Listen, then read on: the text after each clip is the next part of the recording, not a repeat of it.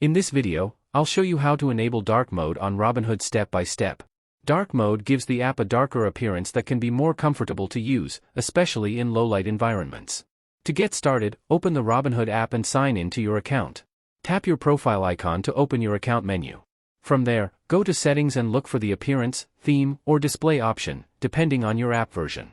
Tap on it to view the available theme settings. If dark mode is available, select the dark option to apply the new appearance. Some versions of the app may also include a setting that automatically matches your device's theme. If you prefer that option, simply enable it and the app will switch between light and dark mode based on your device settings. After making your selection, return to the main screen and confirm that the new theme has been applied throughout the app.